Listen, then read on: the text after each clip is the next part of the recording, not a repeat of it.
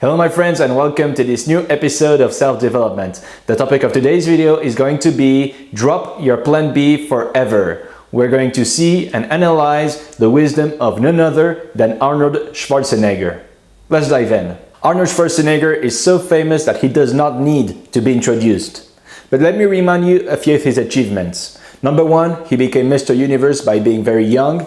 He then became a very famous actor and then a successful politician. And now he gets a lot of attention thanks to his speeches and motivational speeches that he's giving around the world. One of the concepts that he lays out very clearly in his videos and his speeches is that he hates plans B. And let's listen to what he has to say about it. But when you start doubting yourself, that's very dangerous. Because now what you're basically saying is that if my plan doesn't work, I have a fallback plan, I have a plan B. And that means that you start thinking about plan B, and every thought that you put into plan B, you're taking away now that thought and that energy from plan A. Having a plan B brings a lot of problems. And that doesn't apply only to your professional career. That applies to absolutely every aspect of your life. The first problem with plans B is that you take a lot of energy out of plan A to work on plan B.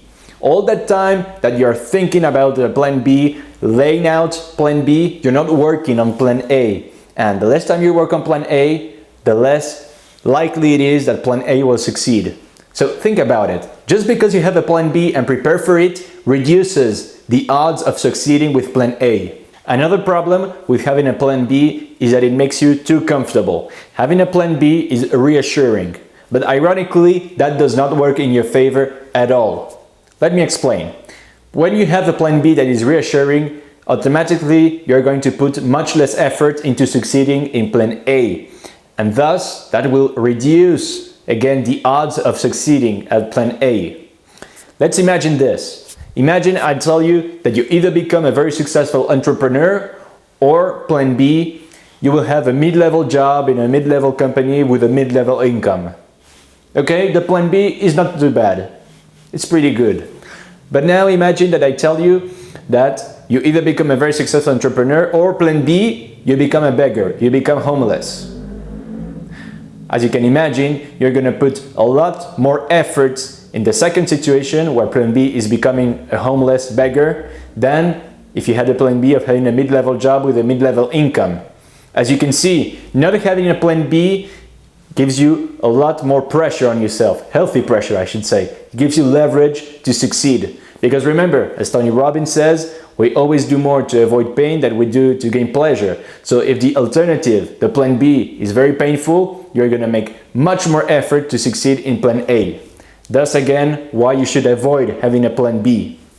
And also, another problem with having a plan B, yes, another one, is that when you have a safe and rather comfortable plan B, you are much more likely to give up on plan A whenever difficulties arise. Let me explain. Again, we do more to avoid pain than to gain pleasure.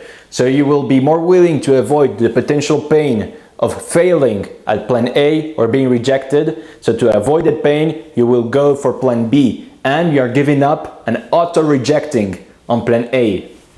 And when you're auto-rejecting and giving up on plan A and go for plan B, you are doing something that unfortunately a lot of people do, and something you should never do, never ever, is settling down. You are accepting something that is less than what you want and what you're capable of. And I will share a little secret with you. Even if you never succeed to make your plan A a reality, it is much more fun and fulfilling to fight for it your entire life. Even if it never becomes reality, it is much better than settling down for less. And whenever I say this, people come up to me and say, yes, but look at this guy. He fought his entire life for his dreams and they never became a reality. Maybe he should have been more reasonable. And every time I hear this, I ask the question, what do you think is better? A lifestyle where you fight for something you really believe in, or a life where you just give up on this and settle down and then wonder your entire life, what would have happened if you really fought hard? A very good real-life example of this is Nikola Tesla.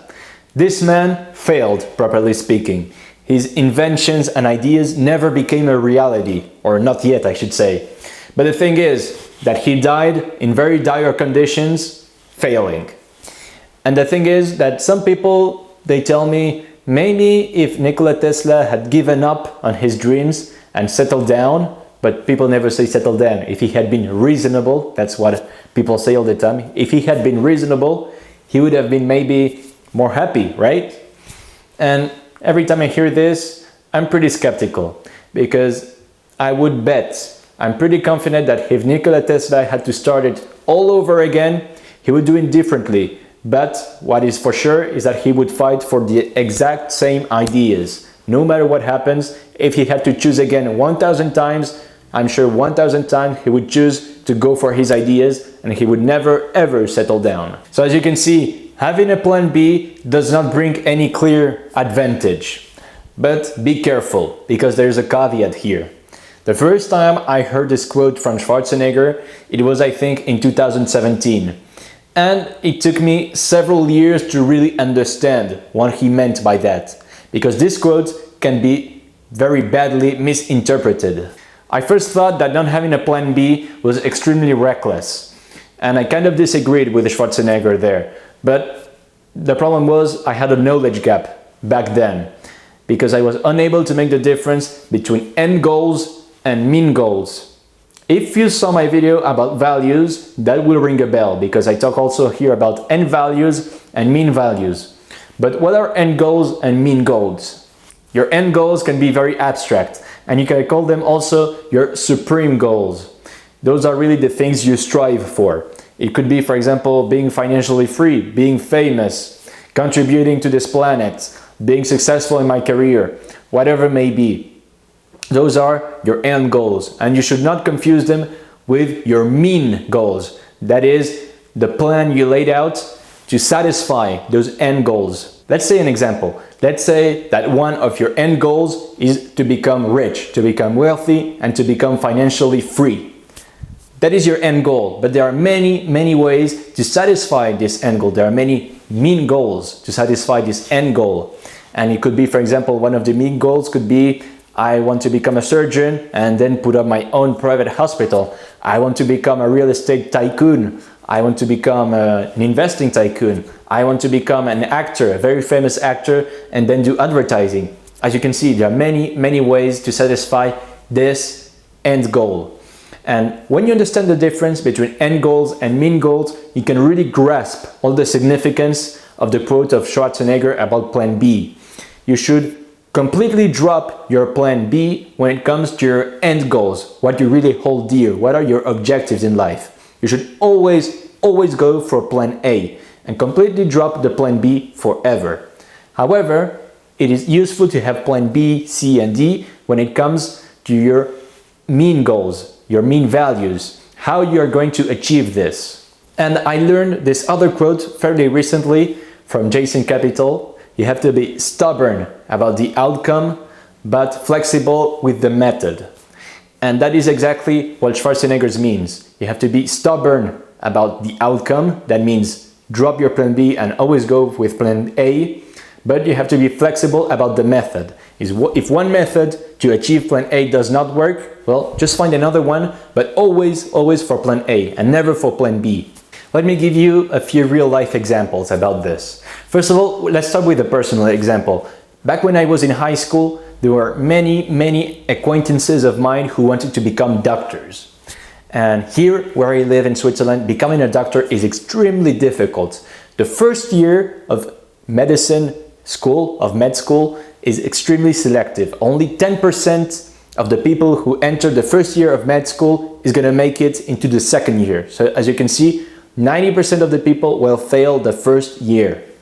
And here we see the plan B in action. Unfortunately, the majority of people that I know who failed the first year of medical school, they went for something else. They went for the plan B. That was, I don't know, for example, becoming a nurse or whatever it may be, but they went for the plan B. They completely abandoned their end goal because one of the mean goals did not work out. The end goal was becoming a doctor, and they gave up because becoming a doctor by going to a Swiss university was not possible.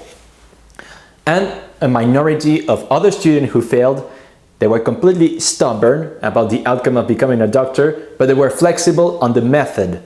And some of them went to Eastern Europe, for example, where it is a little bit more easy to become a doctor, and now they're on their way to become doctors, and they will come back to Switzerland being doctors. There you see very clearly those who did not go for plan B, they completely dropped it, but they were flexible with the method on how to achieve plan A. Another very interesting example of this is John Fitzgerald Kennedy. A few weeks before he died, he said that the United States of America were going to put a man on the moon before the end of the decade. So that is the end of the 60s. And he said, no matter what happens, I don't want to hear any excuse. We have to get a man on the moon before the end of the decade. Failing was just not an option. There was no plan B. He was not going to say, yeah, we can send somebody in outer space. No, the plan A is going to the moon and find a way. You can be very flexible on the method, on how you do it, but we have to find a way to put a man on the moon by the end of the decade. Completely stubborn about the outcome, but very flexible on the method. By the way, yours truly made a little research and found the speech I'm talking about. Watch it.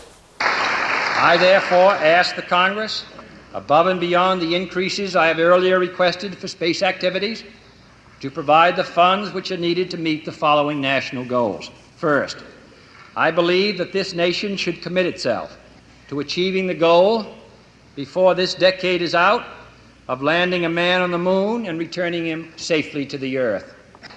No single space project in this period will be more impressive to mankind or more important for the long-range exploration of space, and none will be so difficult or expensive to accomplish. So there you see, when you listen to this speech, you understand very clearly that there is one single thing, that is plan A. There is no plan B or C, but just a plan A to put a man on the moon by the end of the decade. Just figure out a way to do it. That's it for this video. I hope that you are going to drop your plan B forever and be extremely flexible on how to accomplish your plan A. If you like this video, please leave a thumbs up and hit the subscribe button down there so you never miss a new video. And if there is a question you want me to answer in a future video, you can send an email to the address that is in the description below, and I will see you very soon for the next video. In the meantime, take care.